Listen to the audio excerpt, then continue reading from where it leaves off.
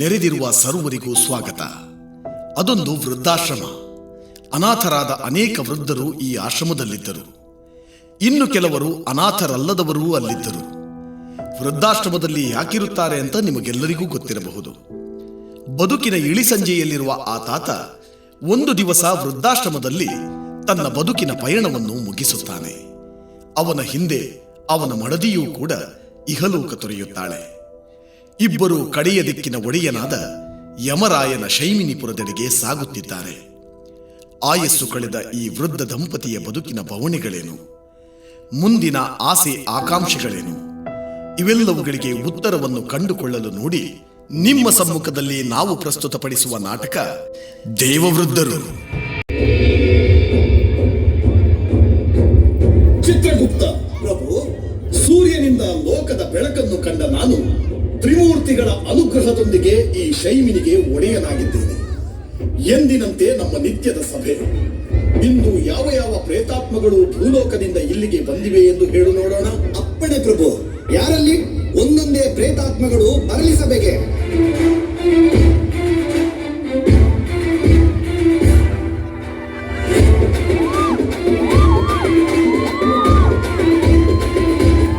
ಪ್ರಭು, ಇವನು ಮಂಗಳೂರಿನವನು. ಉದ್ಯೋಗಕ್ಕಾಗಿ ಬೆಂಗಳೂರಿನಲ್ಲಿ ಬಂದು ನೆಲೆಸಿದ. ನಾಟಕ ಸಿನಿಮಾಗಳಲ್ಲಿ ಅಭಿನಯಿಸುತ್ತಾ ಒಂದು ಪ್ರಸಿದ್ಧ ಕಲಾವಿದನಾದ. ತಾನು ಸಂಪಾದಿಸಿದ್ದನ್ನು ಬಡವರಿಗೆ ದಾನ ಮಾಡಿದ. ಆಯುಷ್ಯ ಮುಗಿದು ಸತ್ತು ಇಲ್ಲಿಗೆ ಬಂದಿದ್ದಾನೆ. ಕಲಾವಿದ ಅಂದ ಮೇಲೆ ಅವನಿಗೆ ಸ್ವರ್ಗವೇ ಪ್ರಾಪ್ತಿಯಾಗಬೇಕು. ಹಾಗಾಗಿ ಅವನು ಸ್ವರ್ಗಕ್ಕೆ ಹೋಗಲಿ.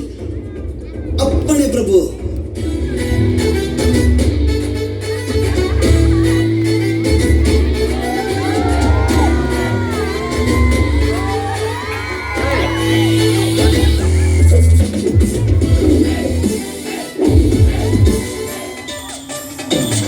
ತಮ್ಮೆಲ್ಲರಿಗೆ ನಮಸ್ಕಾರ dear friends. I am your humble politician. ಪ್ರಭು, ಇವನೊಬ್ಬ ರಾಜಕಾರಣಿ. ಜನರಿಗೆ ಆಸೆ ತೋರಿಸಿ ಓಟು ಪಡೆದ. ರಾಜಕಾರಣಿ ಆದ ಮೇಲೆ ಯಾವುದೇ ಜನಸೇವೆಯನ್ನು ಮಾಡಲೇ ಇಲ್ಲ. ಮನೆಯಲ್ಲಿ ಕುಳಿತು ತಿಂದು ಮಲಗಿದ. ಹೊಟ್ಟೆ ದೊಡ್ಡದಾಯಿತು, ಬಿಪಿ ಶುಗರ್ ಹೆಚ್ಚಾಯಿತು, ರೋಗಗಳು ಬಂತು. ಈಗ ಬಹು ಅಂಗಗಳು ವೈಫಲ್ಯಗೊಂಡು ಸತ್ತು ಇಲ್ಲಿಗೆ ಬಂದಿದ್ದಾನೆ.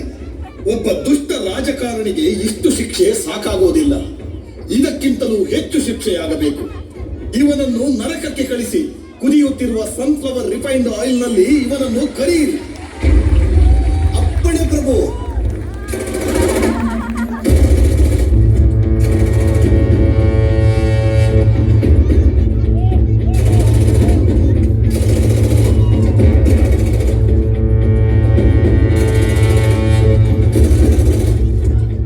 ಪ್ರಭು, ಇವನ ಹೆಸರು ಜಮಾತುಲ್ ದಾವೂದ್ ರಫೀಕ್ ಖಾನ್. ಇವನು ಪಾಕಿಸ್ತಾನದವನು. ಭಾರತ ಭೂಮಿಗೆ ಬಂದು ಅನೇಕ ಜನರನ್ನ ಬಾಂಬ್ ಬಿಟ್ಟು ಸಾಯಿಸಿದ್ದಾನೆ. ಕಾಶ್ಮೀರದ ಪ್ರವಾಸಿ ತಾಣದಲ್ಲಿ ಅನೇಕ ಪ್ರವಾಸಿಗರನ್ನು ಗುಂಡಿಕ್ಕಿ ಕೊಂದಿದ್ದಾನೆ. ಇಂದು ಇವನು ಭಾರತದ ಸೈನಿಕರ ದಾಳಿಗೆ ಗುಂಡಿಗೆ ಬಲಿಯಾಗಿ ಸತ್ತು ಇಲ್ಲಿಗೆ ಬಂದಿದ್ದಾನೆ. ಇವನನ್ನೇನು ಮಾಡಬೇಕು? ಇಂತಹ ದ್ರೋಹಿಗೆ ಎಷ್ಟು ಶಿಕ್ಷೆ ಕೊಟ್ಟರೂ ಸಾಲದು. ಇವನು ಮಾಡಿದ ತಪ್ಪಿಗೆ ಇವನ ಆಯುಷ್ಯಕ್ಕಿಂತ ಮೊದಲೇ ಸತ್ತಿದ್ದಾನೆ. ಇವನ ಉಳಿದ ಆಯಸ್ಸನ್ನು ಇವನನ್ನು ಕೊಂದ ಭಾರತದ ಸೈನಿಕರಿಗೆ ನೀಡು. ಇವನು ನಮ್ಮ ನರಕದಲ್ಲಿಯೂ ಇರುವ ಅರ್ಹತೆಯನ್ನು ಹೊಂದಿಲ್ಲ. ಹಾಗಾಗಿ ಯಮಲೋಕದ ಹೊರಗಡೆ ಬೀದಿ ಬೀದಿಯಲ್ಲಿ ಎತ್ತರದ ಕಂಬಕ್ಕೆ ಈತನ ಚರ್ಮವನ್ನು ಕಬ್ಬಿಣದ ಸಲಾಕೆಗಳಿಂದ ಚುಚ್ಚಿ ನೇತಾಡಿಸು. ಇವನನ್ನು ನೋಡಿ ಎಲ್ಲರೂ ಕಲಿಯಲಿ. ಭಾರತದಂತಹ ಪುಣ್ಯ ಭೂಮಿಗೆ ಇನ್ನು ಮುಂದೆ ಯಾರೇ ಬಾಂಬ್ ಇಡುವ ಮೊದಲು ಯೋಚಿಸುವಂತಾಗಲಿ. ಅಪ್ಪಣೆ ಪ್ರಭು.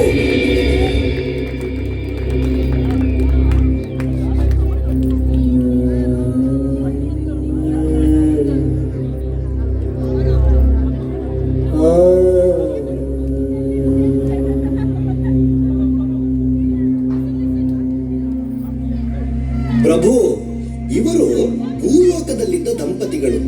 ಇಂದು ಆಯುಷ್ಯ ಮುಗಿದು ಇಲ್ಲಿಗೆ ಬಂದಿದ್ದಾರೆ.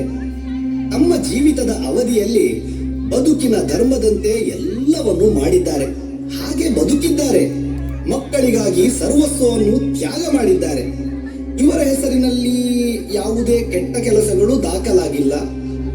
ಮಕ್ಕಳ ಒಳಿತಿಗಾಗಿಯೇ ಇವರು ಶ್ರಮಿಸಿದ್ದಾರೆ. ಇವರನ್ನು ಏನು ಮಾಡಬೇಕು? ಇವತ್ತು ಜಗತ್ತಿನಲ್ಲಿ ಮಕ್ಕಳನ್ನು ಸಾಕುವುದು ಹೇಗೆಂದೇ ಹೆಚ್ಚಿನ ತಂದೆ ತಾಯಿಗಳಿಗೆ ಗೊತ್ತಿಲ್ಲ. ಹೀಗಿರುವಾಗ ಭವಿಷ್ಯಕ್ಕೆ ಒಳ್ಳೆಯ ನಾಗರಿಕ ಸಮಾಜವನ್ನು ರೂಪಿಸಲು ಒಳ್ಳೆಯ ಮಕ್ಕಳನ್ನೇ ಜಗತ್ತಿಗೆ ಕೊಟ್ಟ ಈ ಪುಣ್ಯಾತ್ಮ ತಂದೆ ತಾಯಿಗಳನ್ನು ಸ್ವರ್ಗಕ್ಕೆ ಕಳುಹಿಸು. ಅಪ್ಪಣೆ ಪ್ರಭು. ಯಾರಲ್ಲಿ? ಇವರನ್ನು ಸ್ವರ್ಗಕ್ಕೆ ಕರೆದುಕೊಂಡು ಹೋಗಿ.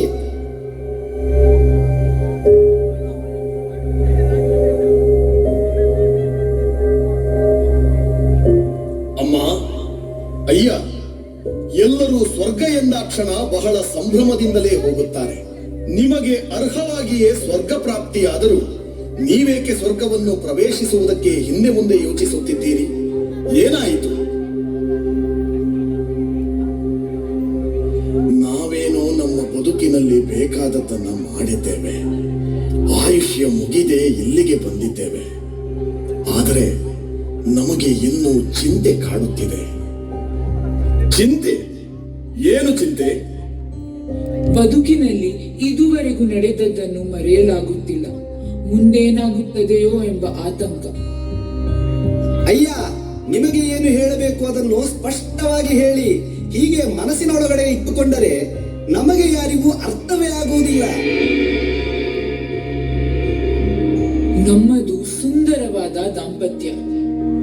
ಗುರು ಹಿರಿಯರಿದ್ದು ನಿಶ್ಚಯವಾದ ನಮ್ಮ ಮದುವೆಯ ಬಳಿಕ ನಮ್ಮ ಮನೆಯನ್ನು ಬೆಳಗಿದವರು ನಮ್ಮ ಇಬ್ಬರು ಮಕ್ಕಳು. ಒಬ್ಬ ಮಗ, ಇನ್ನೊಬ್ಳು ಮಗಳು.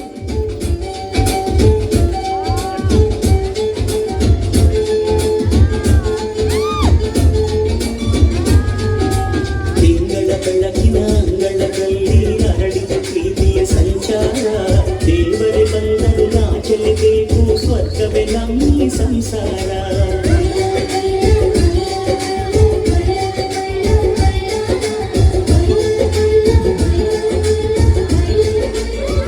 ಕಂದ, ನಿನಗೆ ದೊಡ್ಡವಳಾದ ಮೇಲೆ ಏನಾಗಬೇಕು ಅಂತ ಆಸೆ ಇದೆ?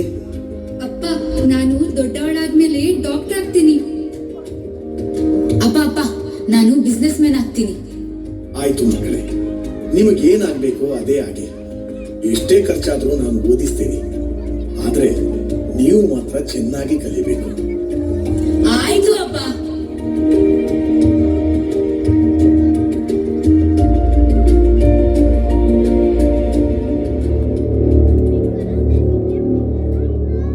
ಅಪ್ಪ, ನಾನು ನಿಮ್ಮಲ್ಲೊಂದು ವಿಷಯ ಹೇಳಬೇಕಿತ್ತು. ನಾನೊಂದು ಹುಡುಗಿನ ಪ್ರೀತಿಸ್ತಿದ್ದೀನಿ. ನೀವು ಹೂ ಅಂದ್ರು ಅನ್ನದಿದ್ರು ನಾನು ಅವಳನ್ನೇ ಮದುವೆ ಆಗ್ಬೇಕು. ಅವಳನ್ನು ಬಿಟ್ಟಿರೋದಕ್ಕೆ ನನ್ಗೆ ಆಗಲ್ಲ. ಇಲ್ಲ ಮಗ, ನಿನಗೆ ಯಾರು ಬೇಕೋ ಅವರನ್ನೇ ಮದುವೆ ಆಗು. ನನಗೆ ಯಾವ ಆಕ್ಷೇಪವೂ ಇಲ್ಲ. ನೀನು ಅನ್ಕೊಂಡ ಹಾಗೆ ಇವತ್ತು ಬಿಸ್ನೆಸ್ ಮ್ಯಾನ್ ಆಗಿದ್ದೀಯ. ನೀನು ನೋಡಿರೋ ಹುಡುಗಿನೇ ಮದುವೆಯಾಗಿ ನೀನು ಸಂತೋಷದಿಂದ ಇರ್ತಿ ಅನ್ನುವಾಗ ನಾವ್ಯಾಕೆ ಅಡ್ಡಿಪಡಿಸಬೇಕು? ಥ್ಯಾಂಕ್ಸ್ ಅಪ್ಪ. ಅಮ್ಮ, ನಾನೊಬ್ಬ ಡಾಕ್ಟರ್ನ ತುಂಬಾ ಸಮಯದಿಂದ ಪ್ರೀತಿಸ್ತಾ ಇದ್ದೀನಿ. ಅವನು ನಮ್ಮ ಧರ್ಮದವನಲ್ಲ. ಹಾಗಂತ ಅವನನ್ನ ಬಿಟ್ಟು ಇರೋಕೆ ನನಗೂ ಆಗಲ್ಲ. ದಯವಿಟ್ಟು ನೀವು ನನ್ಗೆ ಅಡ್ಡಿ ಮಾಡದೆ ಅವನ ಜೊತೆ ಮದುವೆ ಮಾಡಿಸ್ಕೊಡಿ. ಇಲ್ಲಾಂದ್ರೆ ನಾನ್ ನನ್ನ ದಾರಿನ ನೋಡ್ಕೋಬೇಕಾಗುತ್ತೆ. ಇಲ್ಲ ಮಗಳೇ, ನೀನ್ ಯಾರನ್ನು ನೋಡಿದ್ಯೋ ಅವನನ್ನೇ ಮದ್ವೆ ಆಗ. ನಿನಗಿಷ್ಟ ಬಂದ ಹಾಗೆ ನೀನಿದ್ರೆ ತಾನೆ ಸಂತೋಷವಾಗಿರೋದಕ್ ಸಾಧ್ಯ. ನಮ್ಗೆ ಯಾವ ಅಭ್ಯಂತರನೂ ಇಲ್ಲ.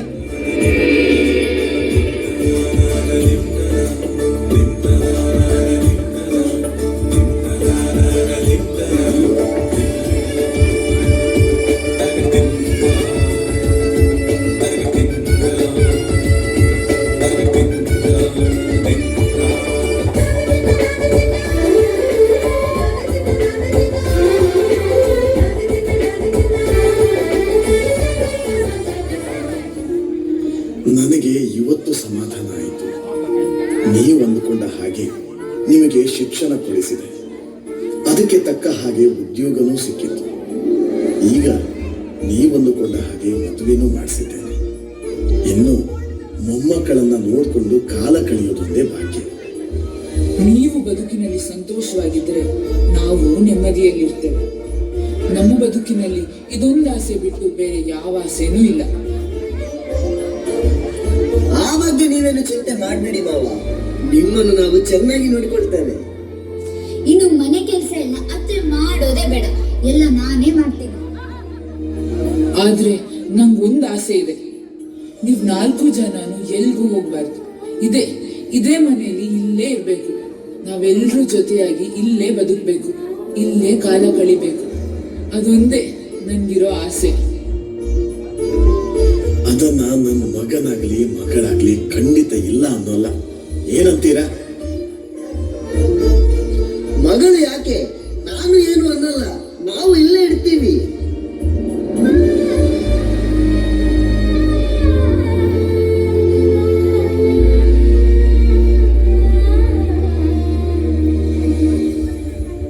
ಅಪ್ಪ, ನಿಮ್ಮಿಂದ ನಂದೊಂದು ಉಪಕಾರ ಆಗ್ಬೇಕು. ನನ್ನ ಬದುಕಿನಲ್ಲಿ ನನಗೆ ಎಲ್ಲವನ್ನು ಕೊಟ್ಟ ದೇವರು ನೀವು. ಒಂದು ಸ್ವಲ್ಪ ದಿನದಿಂದ ಬಿಸ್ನೆಸ್ ಲಾಸ್ಗೆ ಹೋಗ್ತಾ ಇದೆ. ಹಾಗಾಗಿ ಹೊಸದೊಂದು ಬಿಸ್ನೆಸ್ ಸ್ಟಾರ್ಟ್ ಮಾಡಬೇಕು ಅಂತ ಇದ್ದೀನಿ. ನೀವೇನು ಅನ್ನಲ್ಲ ಅಂದರೆ ಹೀಗಿರೋ ಆಸ್ತಿಯಲ್ಲಿ ನನ್ನ ಪಾಲನ್ನು ಈಗಲೇ ಕೊಟ್ಬಿಡಿ. ನಾನೊಂದು ಹೊಸ ಬಿಸ್ನೆಸ್ ಸ್ಟಾರ್ಟ್ ಮಾಡ್ತೀನಿ. ಹೇಗೂ ನಾವು ಜೊತೆಯಾಗಿ ಇರ್ತೀವಿ, ಅದರಲ್ಲಿ ಏನು ಸಂಶಯ ಇಲ್ಲ. ಆದರೆ ಬಿಸ್ನೆಸ್ಗೋಸ್ಕರ ಪ್ರಾಪರ್ಟಿನ ಯೂಸ್ ಮಾಡ್ತಿದ್ದೀನಿ ಅಂತ ಅಷ್ಟೇ. ನೀವೇನು ಅನ್ನಲ್ಲ ಅಂತ ನನಗೆ ಭರವಸೆ ಇದೆ. ಅಪ್ಪ ಪ್ಲೀಸ್ ಯೋಚನೆ ಮಾಡಿ ನಿರ್ಧಾರ ಮಾಡಿ.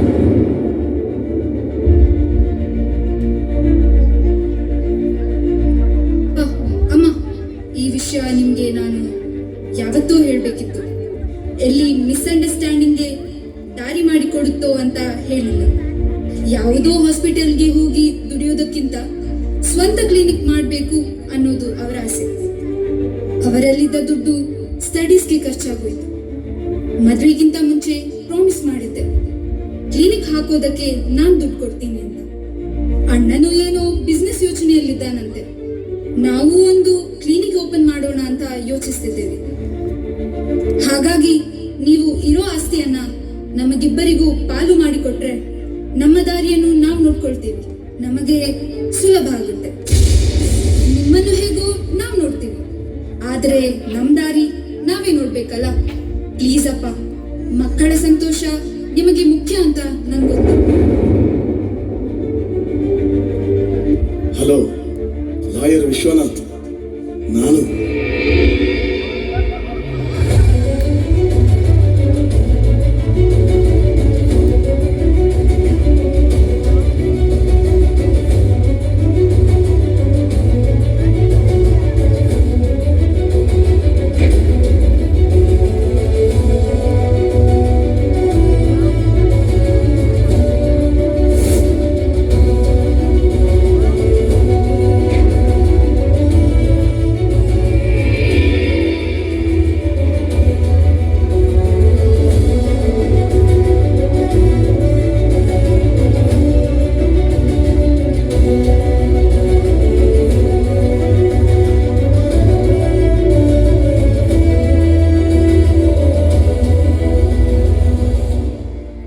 ಮಗ.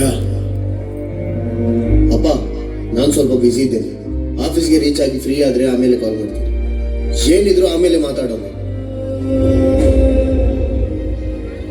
ಅತ್ತೆ, ಇದ್ದಿದ್ದು ಉಪ್ಪಿಟ್ನ ಟಿಫಿನ್ ಹಾಕೊಂಡಿದೀನಿ, ಅದ್ರಲ್ಲಿ ಏನು ಉಳಿದಿಲ್ಲ. ಮಧ್ಯಾಹ್ನಕ್ಕೆ ಏನಾದ್ರೂ ಅಡ್ಗೆ ಮಾಡ್ಕೊಳ್ಳಿ. ಅಮ್ಮ, ನಾವ್ ರಾತ್ರಿ ಬರುವಾಗ ತಡ ಆಗುತ್ತೆ. ಊಟಕ್ಕೆ ನಮ್ಗೆ ವೇಟ್ ಮಾಡಬೇಡಿ, ನಾವು ಹೊರಗಡೆ ಊಟ ಮುಗಿಸ್ಕೊಂಡ್ ಬರ್ತೀವಿ. ನೀವು ಊಟ ಮಾಡಿ ಮಲ್ಗಿ.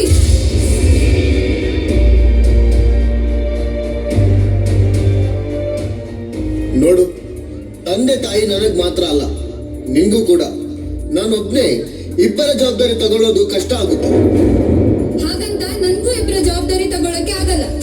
ಯಾರಾದ್ರೂ ಒಬ್ರು ನೋಡ್ಲೇಬೇಕು. ಅದನ್ನೇ ನಾ ಹೇಳ್ತಾ ಇರೋದು. ಇಬ್ರನ್ನು ನೀನ್ ನೋಡು, ಅವ್ರ ಖರ್ಚಿದ್ದು ನಾನು ಪಲ್ಲಾನ್ ಕೊಡ್ತೇನೆ. ನಾನು ಹಾಸ್ಪಿಟಲ್ ಕ್ಲಿನಿಕ್ ಅಂತ ತುಂಬಾ ಬ್ಯುಸಿ ಆಗಿರ್ತೇನೆ. ನನ್ಗೆ ಅಪ್ಪ ಅಮ್ಮನ ನೋಡೋದು ಕಷ್ಟ ಆಗುತ್ತೆ. ಕೆಲ್ಸದವ್ರನ್ನ ಇಟ್ಕೊಂಡು ನಾನ್ ನೋಡೋದು ಒಂದೇ, ನೀನ್ ನೋಡೋದೊಂದೇ. ಅದಕ್ಕೆ ನಾನು ನೀನ್ ನೋಡು ಅಂತ ಹೇಳ್ತಿದ್ದೀನಿ. ಬಾವ, ಮುಂದುವರಿದ್ರೆ ನನ್ನ ಪ್ರಾಬ್ಲಮ್ಗೆ ಸೊಲ್ಯೂಷನ್ ಸಿಗಲ್ಲ. ನಾನೊಂದು ಐಡಿಯಾ ಕೊಡ್ತೀನಿ. ಅತ್ತೆನ ನಾವು ಕರ್ಕೊಂಡು ಹೋಗ್ತೀವಿ, ಮಾವನನ್ನು ನೀವು ಕರ್ಕೊಂಡು ಹೋಗಿ, ಅಲ್ಲಿಗೆ ಪ್ರಾಬ್ಲಮ್ ಸಾಲ್ವ್ ಆಯ್ತಲ್ಲ. ಒಬ್ಬರ ಜವಾಬ್ದಾರಿ ನಾವು ತಗೊಂಡ್ರೆ ಇನ್ನೊಬ್ಬರ ಜವಾಬ್ದಾರಿ ನೀವು ತಗೊಳ್ತೀರಿ. ಆಮೇಲೆ ಪಾಲ್ಗೀಲ್ ಅಂತ ಸಮಸ್ಯೆನೇ ಇಲ್ಲ. ಹಾ, ಅವ್ರು ಹೇಳೋದು ಸರಿ ಅನ್ಸುತ್ತೆ. ಹಾಗೆ ಮಾಡ್ಬಿಡೋಣ.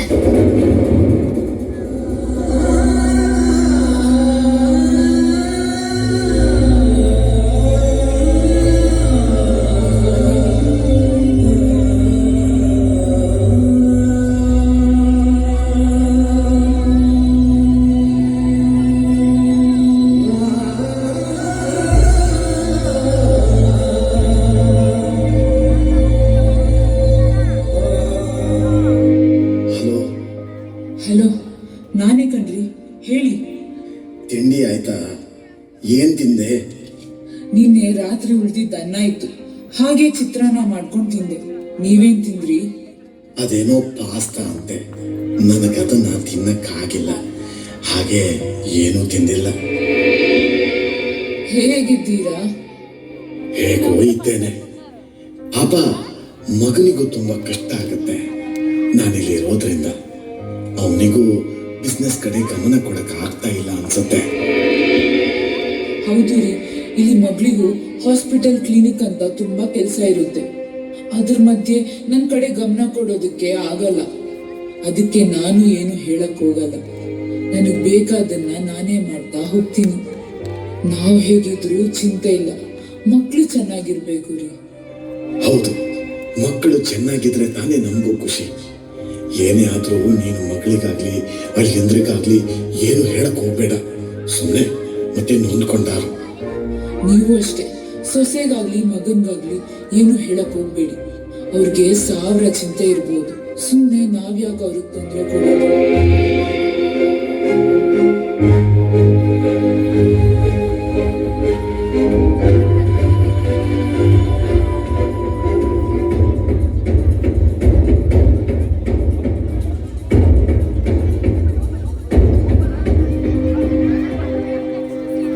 ದಿನನಿತ್ಯ ನಾವು ಮಾತಾಡೋದನ್ನು ನೋಡಿದ ನಮ್ಮ ಮಕ್ಕಳು ಒಂದು ನಿರ್ಧಾರಕ್ಕೆ ಬಂದ್ಬಿಟ್ರು. ಹೀಗೆ ದೂರ ದೂರ ಇದ್ರೆ ನಮಗೆ ಜೊತೆಯಾಗಿರೋದಕ್ಕೆ ಆಗದೆ ನಾವೆಲ್ಲಿ ಚಿಂತೆಗೀಡಾಗ್ತೀವೋ ಅಂತ ಅಂದ್ಕೊಂಡು ನಾವಿಬ್ಬರು ಜೊತೆಯಾಗಿರ್ಬೇಕು ಅಂತ ನಮ್ಮಿಬ್ಬರನ್ನ ತಂದು ವೃದ್ಧಾಶ್ರಮಕ್ಕೆ ಹಾಕಿದ್ರು. ನಾವಿಬ್ರು ಆಶ್ರಮದಲ್ಲಿ ದಿನ ಕಳೀತಿದ್ವಿ. ಮನೇಲಿ ಇರ್ಬೇಕಾದ್ರೆ ನಮ್ಮ ಮಕ್ಕಳು ಹೇಗೆ ಇರ್ತಿದ್ರು ಅಂತ ಒಬ್ರಿಗೊಬ್ರು ಹೇಳ್ಕೊಂಡು ಸ್ವಲ್ಪನಾದ್ರೂ ನೆಮ್ಮದಿ ಪಡ್ಕೊಂತಿದ್ವಿ. ಆಶ್ರಮ ಸೇರಿದ ಮೇಲೆ ನಮ್ಮ ಮಕ್ಕಳನ್ನ ನಮಗೆ ನೋಡಕ್ ಆಗ್ಲಿಲ್ಲ, ಮಾತಾಡಕ್ಕೂ ಸಿಗ್ಲಿಲ್ಲ. ಅಂದಿನಿಂದ ಚಿಂತೆ ಕಾಡ್ತಾ ಇದೆ, ಮಕ್ಕಳು ಹೇಗಿದ್ದಾರೆ ಅಂತ. ಏನ್ ಮಾಡ್ತಿದ್ದಾರೋ, ಮೊಮ್ಮಕ್ಳಿದ್ದಾರೋ. ಈ ಚಿಂತೆಯಿಂದಲೇ ದಿನ ದೊಡ್ತಾ ಇದ್ವಿ. ಒಂದು ದಿವಸ ನಾನು ಸತ್ತೋದೆ. ಇವರು ಇಲ್ಲದ್ಮೇಲೆ ನನ್ಗೂ ಬದುಕೋದಕ್ಕೆ ಕಷ್ಟ ಆಯ್ತು. ಇವ್ರದೇ ಚಿಂತೆಯಲ್ಲಿ ದಿನ ಕಳೀತಾ ಕಳೀತಾ ನಾನು ಒಂದ್ ದಿವಸ ಸತ್ತೋದೆ. ಇವತ್ತು ಭೂಮಿ ಬಿಟ್ಟು ಇಲ್ಲಿಗೆ ಬಂದ್ರು ಮಕ್ಕಳದೇ ನೆನಪಾಗ್ತಾ ಇದೆ.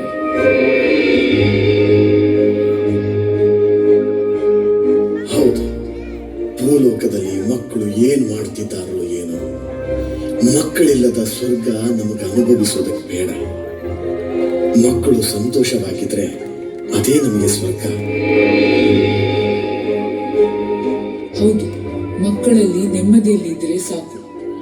ಅವ್ರ ಪಾಪ ಅಲ್ಲಿ ಯಾವ್ದೋ ಕಷ್ಟ ಅನುಭವಿಸ್ತಿದ್ರೆ ನಾವಿಲ್ಲಿ ಸ್ವರ್ಗಕ್ಕೆ ಬಂದ್ರು ನಮ್ಗೆ ನೆಮ್ಮದಿ ಇರೋದಿಲ್ಲ. ಹಾಗಾಗಿ ಈ ಸ್ವರ್ಗದ ಕಡೆ ಹೋಗೋದಕ್ಕೆ ನಮ್ಗೆ ಮನಸ್ಸು ಬರ್ತಾ ಇಲ್ಲ. ಶಹಬಾಸ್, ಲೋಕದಲ್ಲಿ ನಿಮ್ಮಂತ ತಂದೆ ತಾಯಿಗಳನ್ನು ಪಡೆಯುವುದಕ್ಕೆ ಪುಣ್ಯ ಮಾಡಿರಬೇಕು. ನಿಮ್ಮ ಮಕ್ಕಳು ನಿಜಕ್ಕೂ ಧನ್ಯರು. ಆದರೆ ಅವರಿಗೆ ನಿಮ್ಮನ್ನು ಉಳಿಸಿಕೊಳ್ಳುವ ಯೋಗ ಇರಲಿಲ್ಲ. ನಿಮ್ಮ ಈ ಪ್ರಾಮಾಣಿಕತೆಯನ್ನು ಕಂಡು ನಿಮಗೆ ಒಂದು ಅವಕಾಶ ಕೊಡಬಲ್ಲೆ. ನಿಮಗೆ ಬೇಕೆನಿಸಿದಾಗ ನೀವು ಸ್ವರ್ಗಕ್ಕೆ ಹೋಗಬಹುದು. ಅಲ್ಲಿಯವರೆಗೆ ನಿಮಗೆ ಬೇಕೆನಿಸಿದ ಜಾಗದಲ್ಲಿ ನೀವು ತಿರುಗಾಡಬಹುದು. ಆದರೆ ಆಯುಷ್ಯ ಮುಗಿದೇ ನೀವು ಇಲ್ಲಿಗೆ ಬಂದಿರುವುದರಿಂದ ಮತ್ತೆ ಭೂಮಿಗೆ ಹೋಗುವ ಅವಕಾಶವನ್ನು ನಿಮಗೆ ನೀಡಲಾಗುವುದಿಲ್ಲ. ಆಗಲಿ, ನೀವೇನೋ ನಿಮ್ಮ ಕೆಲಸ ಮಾಡ್ತಾ ಇದ್ದೀರಿ. ಮಕ್ಕಳಿಲ್ಲದೆ ಸ್ವರ್ಗ ಸುಖ ಅನುಭವಿಸೋದಕ್ಕೆ ಮನಸ್ಸು ಒಪ್ತಾ ಇಲ್ಲ. ಹಾಗಾಗಿ ಒಂದಷ್ಟು ಹೊತ್ತು ಸಮಯ ಕೊಡ್ತೀರಾ ನಮಗೆ? ಚಿತ್ರಗುಪ್ತ ಪ್ರಭು, ಅವರು ಬೇಕೆನಿಸಿದಾಗ ಸ್ವರ್ಗಕ್ಕೆ ಹೋಗಲಿ. ಅಲ್ಲಿಯವರೆಗೆ ಅವರಿಗೆ ಯಾವುದೇ ನಿರ್ಬಂಧಗಳನ್ನು ಹೇರುವುದು ಬೇಡ. ಇನ್ನು ಮುಂದಕ್ಕೆ ಯಾವ ಪ್ರೇತಗಳು ಇಲ್ಲಿಗೆ ಬಂದಿವೆ ಎಂದು ಮುಂದುವರಿಯಲಿ ನಮ್ಮ ಚರ್ಚೆ. ಅಪ್ಪಣೆ ಪ್ರಭು.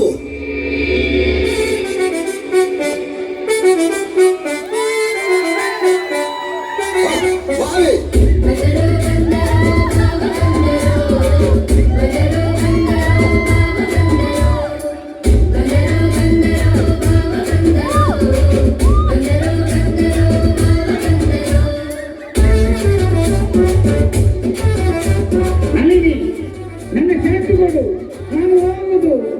ಯಮಧರ್ಮರಾಯರೇ, ಚಿತ್ರಗುಪ್ತರಲ್ಲಿ ಚಿತ್ರಗುಪ್ತರು ಕಾಂತಾರ ಸಿನಿಮಾ ನೋಡಲು ರಜೆ ಹಾಕಿ ಕುಟುಂಬ ಸಮೇತ ಹೋಗಿದ್ದಾರೆ. ಹಾಗಾಗಿ ಅವರ ಬದಲಿಗೆ ನಾನು ಬಂದಿದ್ದೇನೆ.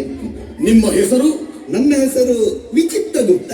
ಭಲೆ ಭಲೆ, ಮುಂದುವರಿಯಲಿ. ಇವನು ಭೂಲೋಕದಲ್ಲಿ ಭಾವ ಎಂದೇ ಹೆಚ್ಚು ಪ್ರಸಿದ್ಧಿ ಪಡೆದಿದ್ದಾನೆ.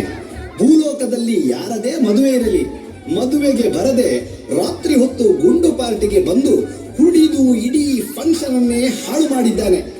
ನೀರು ಕೊಟ್ಟಾಗ ನೀರು ಕುಡಿಯದೆ ದೇವರಿಗೆ ಅಂತ ಎಣ್ಣೆ ತಗೊಂಡು ಅದಕ್ಕೂ ನೀರು ಹಾಕದೆ ಡ್ರೈ ಕುಡಿದಿದ್ದಾನೆ. ನಿರಂತರವಾಗಿ ಕುಡಿದು ಕುಡಿದು ಈತನ ಲಿವರ್ ಹಾಳಾಗಿ ಇಂದು ಸತ್ತು ಇಲ್ಲಿಗೆ ಬಂದಿದ್ದಾನೆ. ಜೀವನದಲ್ಲಿ ಆತನ ಹೆಂಡತಿ ನಳಿನಿಗೆ ತುಂಬಾ ಕಷ್ಟ ಕೊಟ್ಟ ಪಾಪದ ಕರ್ಮ ಇವನಲ್ಲಿದೆ. ಆದರೆ ಸೋಮೇಶ್ವರದ ಭಾನುವಿನ ಕಷ್ಟ ದೂರ ಮಾಡುವಲ್ಲಿ ಇವನದು ದೊಡ್ಡ ಕೊಡುಗೆ ಇದೆ ಪ್ರಭುಗಳೇ. ಆ ಪುಣ್ಯವು ಇವನಲ್ಲಿದೆ. ಇವನ ಸ್ವರ್ಗ ನರಕವನ್ನು ಲೆಕ್ಕಾಚಾರ ಹಾಕುವುದಕ್ಕೆ ಸ್ವಲ್ಪ ಕಷ್ಟವಾಗುತ್ತಿದೆಯಲ್ಲ. ಇವನೊಬ್ಬನೇ ಅಲ್ಲ ದೇವ, ಇಂಥ ಇನ್ನೂ ಅನೇಕ ಜನರಿದ್ದಾರೆ. ಅವರೆಲ್ಲರೂ ಪಾಪ ಪುಣ್ಯ ಎರಡನ್ನೂ ಸಂಪಾದಿಸಿಕೊಂಡವರು. ಅವರಿಗೆ ಸ್ವರ್ಗ ನರಕಗಳನ್ನು ಲೆಕ್ಕಾಚಾರ ಹಾಕುವುದೇ ಕಷ್ಟ. ಹಾಗಾದರೆ ಎಲ್ಲರೂ ಬರಲಿ, ಆಮೇಲೆ ನೋಡಿ ಚರ್ಚಿಸೋಣ. ಅಪ್ಪಣೆ ಪ್ರಭು.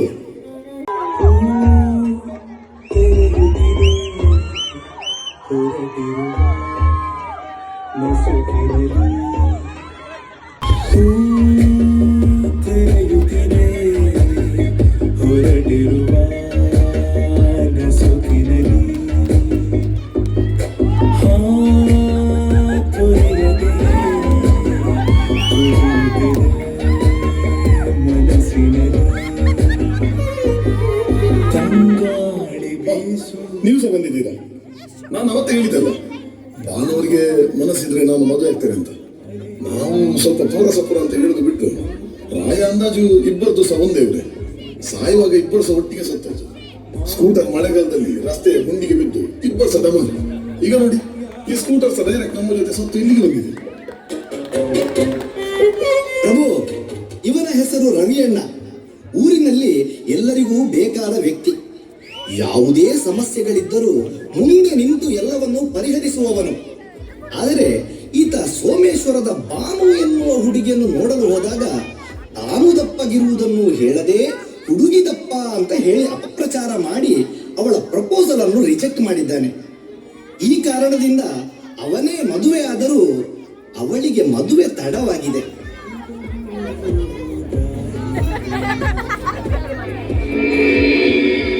ಇವನು ಪಾಪ ಮತ್ತು ಪುಣ್ಯವನ್ನು ಸಂಪಾದಿಸಿದ್ದಾನೆ. ಇವನನ್ನು ಸ್ವರ್ಗ ಮತ್ತು ನರಕಕ್ಕೆ ಕಳಿಸುವುದರಲ್ಲಿ ಕ್ಲಾರಿಟಿ ಸಿಗ್ತಾ ಇಲ್ಲ. ಪ್ರಭು, ಇವಳ ಹೆಸರು ಭಾನು. ರವಿಯಣ್ಣ ಮಾಡಿದ ಎಡವಟ್ಟಿನಿಂದ ಇವಳಿಗೆ ಮದುವೆಯಾಗುವುದು ತಪ್ಪಿತ್ತು. ಆದರೂ ತಡವಾಗಿ ರವಿಯಣ್ಣನೇ ಮದುವೆಯಾಗಿದ್ದಾನೆ. ಇದರ ಮಧ್ಯೆ ಚಿಕ್ಕಪ್ಪನಿಂದ ಬಹಳ ಹಿಂಸೆ ಅನುಭವಿಸಿದ್ದಾಳೆ. ಇವಳಿಗೆ ಆಸರೆಯಾಗಿದ್ದ ತಾಯಿ ಸುಲೋಚನಾ ಸತ್ತ ಬಳಿಕ ಬದುಕು ತುಂಬಾ ಕಷ್ಟ ಆಯಿತು.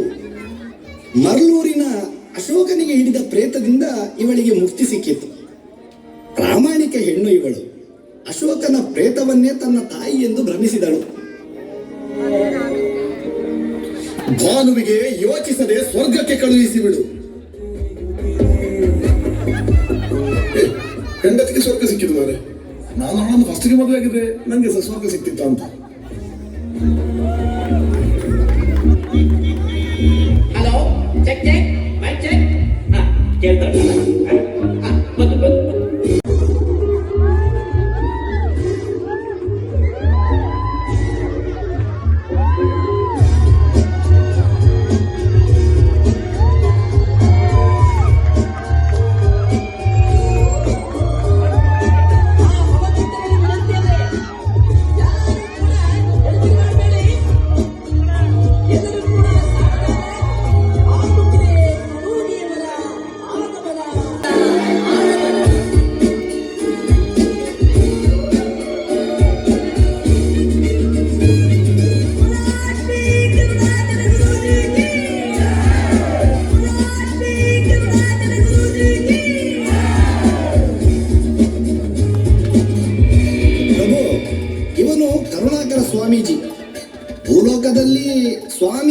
ಹೇಳಿಕೊಂಡು ದುಡ್ಡು ಮಾಡುತ್ತಿದ್ದ.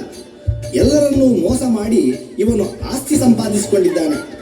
ಆದರೆ ಈತ ಮಾಡಿರುವ ಒಂದೇ ಒಂದು ಪುಣ್ಯದ ಕೆಲಸ ಅಂದರೆ ಸೋಮೇಶ್ವರದ ಸುಲೋಚನನ ಮಗಳು ಭಾನುವಿಗೆ ಕಷ್ಟ ಕೊಡುತ್ತಿದ್ದ ಆತನ ಚಿಕ್ಕಪ್ಪನಿಂದ ಮುಕ್ತಿ ಸಿಗುವುದಕ್ಕೆ ಮತ್ತು ರವಿಯಣ್ಣನ ಜೊತೆ ಮತ್ತೆ ಮದುವೆಯಾಗುವುದಕ್ಕೆ ಇವನು ಕಾರಣನಾಗಿದ್ದಾನೆ.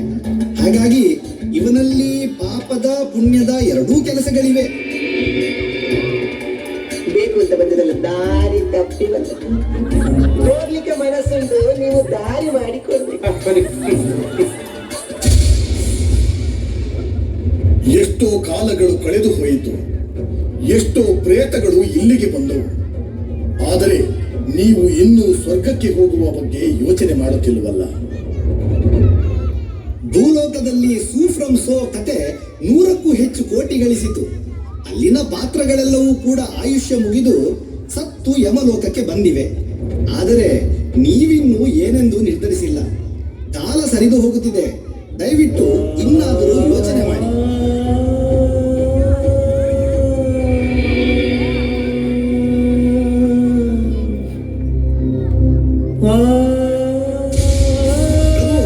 ಇವರೇ ಈ ಹಿರಿಯ ತಂದೆ ತಾಯಿಗಳ ಮಗ, ಮಗಳು, ಅಳಿಯ, ಸೊಸೆ. ಇವರ ಬಗ್ಗೆ ನಾವು ಹೆಚ್ಚು ಹೇಳಬೇಕಾಗಿಲ್ಲ. ತಂದೆ ತಾಯಿಗಳನ್ನು ಸರಿಯಾಗಿ ನೋಡದ ನೀಚರು ಇಂದು ಸತ್ತು ಇಲ್ಲಿಗೆ ಬಂದಿದ್ದಾರೆ. ಇವರಿಗೆ ಯಾವ ಶಿಕ್ಷೆ ನೀಡಬೇಕೆಂದು ನೀವೇ ನಿರ್ಧರಿಸಿ. ಇಂತಹ ತಂದೆ ತಾಯಿಯನ್ನು ಪಡೆಯುವುದಕ್ಕೆ 7 ಜನ್ಮದ ಪುಣ್ಯ ಮಾಡಬೇಕಿತ್ತು. ಅವರು ನಿಮಗಾಗಿ ಬದುಕಿನಲ್ಲಿ ಸರ್ವವನ್ನು ತ್ಯಾಗ ಮಾಡಿದರು. ಆದರೂ ನೀವು ನಿಮ್ಮ ಸ್ವಾರ್ಥವನ್ನು ಮಾತ್ರ ನೋಡಿದಿರಿ. ಅವರ ಇಳಿ ವಯಸ್ಸಿನಲ್ಲಿ ಅವರಿಗೆ ಸಂತೋಷದ ದಿನಗಳನ್ನು ನೀವು ಕೊಡಲೇ ಇಲ್ಲ. ಬದುಕಿನಲ್ಲಿ ಅವರನ್ನು ದೂರವಾಗಿಸಿದಿರಿ, ಮತ್ತೆ ಆಶ್ರಮದಲ್ಲಿ ಇರಿಸಿದಿರಿ. ಆದರೂ ಇಂದಿಗೂ ಕೂಡ ಅವರು ನಿಮ್ಮ ಏಳಿಗೆಯನ್ನೇ ಬಯಸುತ್ತಿದ್ದಾರೆ. ಅವರ ಪುಣ್ಯದ ಕೆಲಸಕ್ಕೆ ನಾನು ಸ್ವರ್ಗವನ್ನೇ ಕೊಟ್ಟರೂ ಅವರು ನೀವಿಲ್ಲದೆ ಸ್ವರ್ಗವನ್ನು ಪ್ರವೇಶಿಸುವುದಕ್ಕೆ ಇಚ್ಛೆ ಪಡಲಿಲ್ಲ. ಅದೆಷ್ಟು ವರ್ಷಗಳಿಂದ ನಿಮಗಾಗಿ ಕಾದು ಕುಳಿತಿದ್ದಾರೆ. ಆದರೆ ಯಾವ ನೆಲೆಯಿಂದ ನೋಡಿದರೂ ನಿಮಗೆ ನಾನು ಸ್ವರ್ಗವನ್ನು ಕೊಡುವ ಹಾಗಿಲ್ಲ. ನಿಮಗೆ ನರಕವಲ್ಲದೆ ಬೇರೇನೂ ಅಲ್ಲ. ಚಿತ್ರಗುಪ್ತರೇ, ಪ್ರಭು, ಇವರನ್ನು ಈಗಲೇ ನರಕಕ್ಕೆ ಕಳುಹಿಸಿ. ಅಪ್ಪಣೆ ಪ್ರಭು.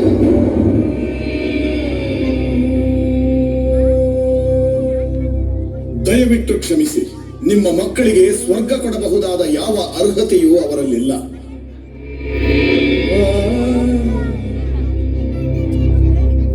ಹಾಗಾದ್ರೆ ದಯವಿಟ್ಟು ನಮ್ಮನ್ನು ನರಕಕ್ಕಾದರೂ ಕಳಿಸಿ. ಮಕ್ಕಳ ಜೊತೆ ನಾವು ಹೋಗಿ ಅವ್ರ ಜೊತೆ ನರಕದಲ್ಲಿ ಇರ್ತೇವೆ. ಅಲ್ಲಿ ಅವರಿಗೆ ಬರೋ ಕಷ್ಟಕ್ಕೆ ನಾವು ಸಹಾಯ ಮಾಡ್ತೇವೆ. ಇಲ್ಲ, ಯಾವುದೇ ಪಾಪ ಕಾರ್ಯ ಮಾಡದ ನಿಮಗೆ ನರಕವನ್ನು ಪ್ರವೇಶಿಸುವುದಕ್ಕೆ ಸಾಧ್ಯವೇ ಇಲ್ಲ. ನಿಮಗೆ ಸ್ವರ್ಗ ಬಿಟ್ಟರೆ ಬೇರೇನೂ ಸಿಗುವುದಿಲ್ಲ. ಇನ್ನಾದರೂ ಯೋಚನೆ ಮಾಡಿ. ಈ ಜಗತ್ತಿನಲ್ಲಿ ಯಾರದೋ ಪುಣ್ಯಗಳಿಂದ ನಮಗೆ ಯೋಗ ಭಾಗ್ಯಗಳು ಸಿಗುತ್ತವೆ. ಅದನ್ನು ಉಳಿಸಿಕೊಳ್ಳುವುದು ನಮ್ಮ ಕೈಯಲ್ಲಿ ಇರುತ್ತದೆಯೇ ಹೊರತು ಮತ್ಯಾರಿಂದಲೂ ಅಲ್ಲ. ನಿಮ್ಮ ಮಕ್ಕಳಿಗೂ ಅದನ್ನು ಉಳಿಸಲು ಸಾಧ್ಯವಾಗಿಲ್ಲ. ಆದರೆ ನೀವು ಲೋಕಕ್ಕೆ ಆದರ್ಶ ತಂದೆ ತಾಯಿಯರು. ದಯವಿಟ್ಟು ಸ್ವರ್ಗವನ್ನು ಪ್ರವೇಶಿಸಿ. ಈ ಪಾಪ ಪುಣ್ಯಗಳೆಲ್ಲ ಉಂಟಲ್ಲ, ಅದೆಲ್ಲ ನಾವು ಮಾಡುವ ಕರ್ಮದಿಂದ ಬರುವುದು. ಅಪ್ಪ ಅಮ್ಮನನ್ನು ಸರಿಯಾಗಿ ನೋಡಿದ ಮಕ್ಕಳಿಗೆಲ್ಲ ಸ್ವರ್ಗ ಸಿಗುವುದು ಬಿಡಿ, ಅದರ ಕಾಂಪೌಂಡ್ ಹತ್ರ ಸಹ ಹೋಗ್ಲಿಕ್ಕೆ ಆಗುದಿಲ್ಲ. ಎಂತ ಅರ್ಥ ಆಯ್ತಾ? ಅಂತರಂಗ ತುಂಬಾ ಕ್ಲೀನ್ ಇರಬೇಕು. ಅಂತರಂಗದಿಂದ ಬಹಿರಂಗ. ಇನ್ನು ಎಂತ ಮಾಡ್ಲಿಕ್ಕೆ ಸಹ ಆಗುದಿಲ್ಲ. ನರಕದಲ್ಲಿ ನರಕ ಬರಬೇಕು. ಹೋಗಿ ಇನ್ನೊಂದು ಜನ್ಮದಲ್ಲಿ ಅಪ್ಪ ಅಮ್ಮನನ್ನು ಚಂದ ನೋಡಿ ಇವ್ರೆ ಅಲ್ವಾ ಶೆಟ್ರೆ? ಸರಿ, ರವಿ ಅಣ್ಣ. ಇನ್ನು ಯಾರಾದರೂ ಇದ್ದಾರೆ? ಇಲ್ಲ ಪ್ರಭು, ಇಂದಿನ ಪ್ರೇತಗಳ ಲೆಕ್ಕಾಚಾರ ಮುಗಿದಿದೆ. ಹಾಗಾದರೆ ಸಭೆಯನ್ನು ವಿಸರ್ಜಿಸೋಣ. ಹಾಗಾದರೆ ನಮಗೆ ಸ್ವರ್ಗವೋ ನರಕವೋ ಅಂತ ನೀವು ಹೇಳಲೇ ಇಲ್ಲ. ನಿಮ್ಮ ಸ್ವರ್ಗ ನರಕದ ಲೆಕ್ಕಾಚಾರವನ್ನು ನನಗೆ ಬರೆಯಲು ಸಾಧ್ಯವಿಲ್ಲ. ಅದನ್ನು ಬರೆಯುವವನೊಬ್ಬನೇ. ಯಾರನ್ನು